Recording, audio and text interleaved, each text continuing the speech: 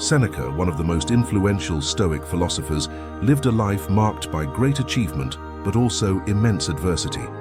Exiled, faced with political turmoil, and eventually forced to end his own life, Seneca transformed these challenges into profound insights about resilience and human nature.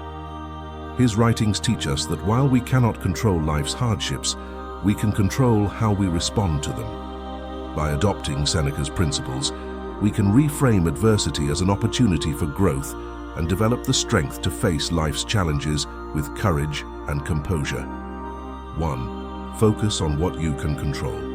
One of Seneca's core teachings is that we should focus only on what lies within our control. He wrote, "It is not the things themselves that disturb men, but their judgments about these things." Adversity often feels overwhelming because we fixate on external factors, circumstances, other people's actions, or unpredictable events. Seneca reminds us that our power lies in our perspective and choices. When you encounter difficulties, ask yourself, what can I control in this situation? This might be your effort, attitude, or how you choose to interpret the event. By focusing on these internal factors, you reclaim a sense of agency and free yourself from unnecessary suffering. How to apply this principle? Make a list of what you can and cannot control in a challenging situation. Redirect your energy toward the former. Practice cognitive reframing by identifying and challenging negative or unhelpful thoughts about adversity.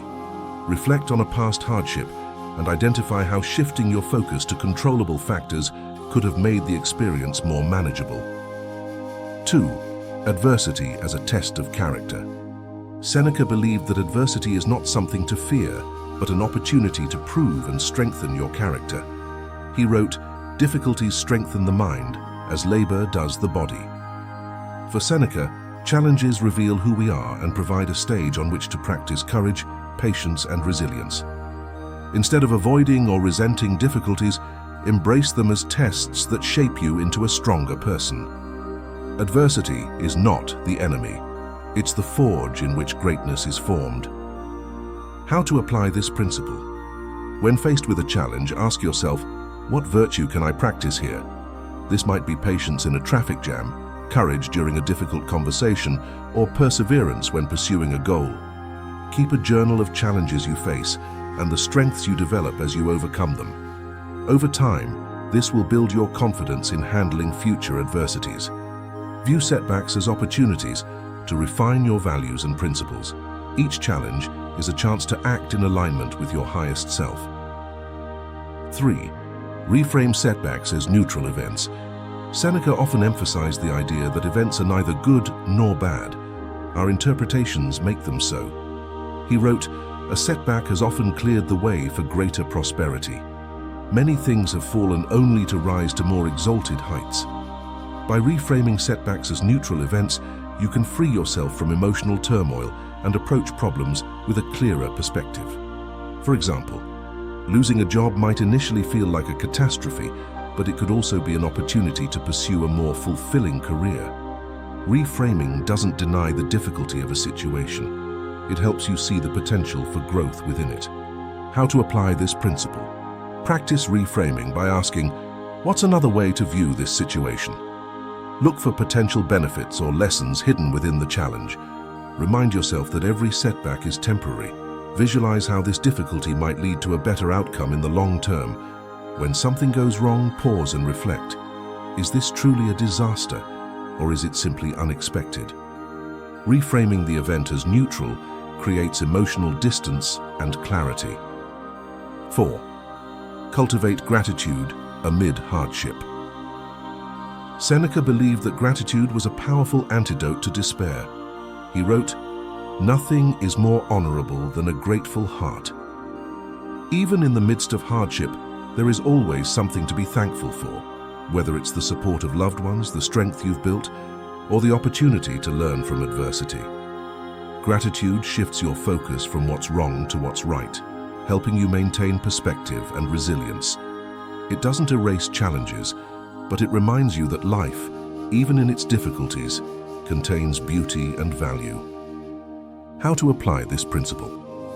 Start a daily gratitude practice by writing down 3 things you're thankful for, even during tough times.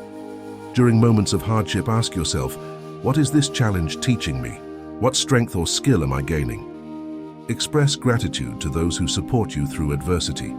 This strengthens relationships and reinforces your own sense of appreciation. 5. Prepare for adversity through reflection. Seneca advocated for mentally preparing for hardships before they arise, a practice known as premeditatio malorum, the premeditation of evils. He wrote, "He robs present ills of their power who has perceived their coming beforehand." By imagining potential challenges, you can reduce their emotional impact and develop strategies to handle them effectively. This isn't about pessimism. It's about building resilience by mentally rehearsing your response to adversity. When difficulties come, you'll be better equipped to face them with calm and clarity. How to apply this principle?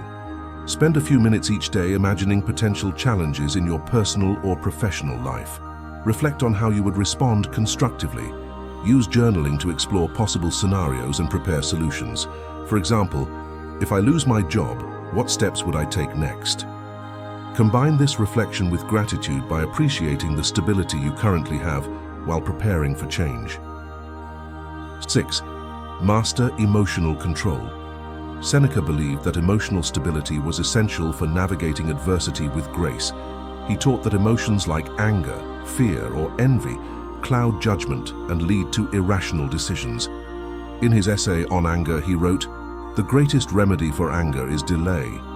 This underscores the importance of pausing, reflecting, and responding thoughtfully rather than reacting impulsively. Emotional control isn't about suppressing feelings, but about understanding and managing them. It allows you to face challenges with clarity and respond in ways that align with your values. How to apply this principle? When emotions run high, take a moment to breathe deeply and create space between the stimulus and your response. Journal about your emotional triggers to better understand their origins and develop strategies to manage them. Reflect on how past emotional reactions have impacted your decisions. Use these insights to practice responding with calm and intentionality. 7. Practice detachment. Seneca advised detaching from external outcomes and possessions to reduce suffering. He wrote, "It is not the man who has too little, but the man who craves more that is poor." By practicing detachment, you free yourself from the grip of materialism and expectations, allowing you to focus on inner fulfillment rather than external validation. Detachment doesn't mean apathy. It means valuing things without becoming dependent on them. This mindset fosters resilience by preventing external losses or disappointments from defining your happiness. How to apply this principle? Regularly reflect on what you're attached to and ask yourself, would I still be content if this were gone? Simplify your life by decluttering possessions or commitments that no longer serve you. Shift your focus from outcomes to effort. Commit fully to your actions while accepting that results are often beyond your control. 8. Find solace in nature. Seneca often turned to nature as a source of perspective and solace. He wrote, "We are part of the whole which the universe comprises." For Seneca, nature reminded him of the impermanence of individual struggles and the interconnectedness of all things. Time spent in nature can offer clarity, reduce stress, and restore your sense of balance during challenging times. Engaging with nature allows you to step away from the noise of modern life, reflect on your challenges, and gain perspective on what truly matters. How to apply this principle? Spend time outdoors regularly, whether walking in a park, hiking, or sitting quietly by a body of water. Use moments in nature to reflect on the vastness of the world and how temporary most difficulties are. Observe the cycles of nature, growth, decay, renewal, and consider how these patterns mirror the ups and downs of life. 9. Learn from the adversity of others. Seneca believed that wisdom could be gained not only from personal experience, but also from observing how others handle challenges. He wrote, "We should not try to avoid struggles. They are the means through which the mind is strengthened." By studying the stories of others, you gain insights into resilience, courage, and creative problem-solving. Whether it's historical figures, mentors, or loved ones, learning from the adversity others have faced can inspire you to handle your own challenges with strength and wisdom. How to apply this principle? Read biographies or listen to stories of people who overcame great obstacles. Reflect on how their strategies might apply to your own challenges.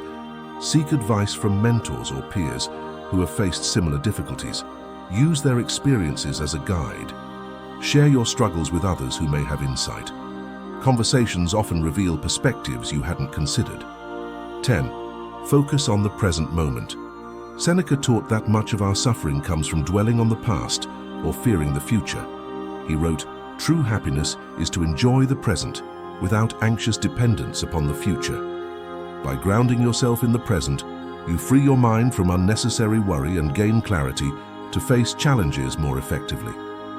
Focusing on the present doesn't mean ignoring past lessons or future planning. It means not letting them dominate your thoughts. Adversity feels more manageable when you break it into the present moment rather than overwhelming yourself with the full scope of the challenge. How to apply this principle? Practice mindfulness techniques, such as focusing on your breath or fully immersing yourself in the task at hand. Limit distractions that pull you out of the moment, such as excessive phone use or multitasking. Remind yourself during challenging times, "I only need to handle what's in front of me right now." This breaks large problems into smaller, more manageable steps.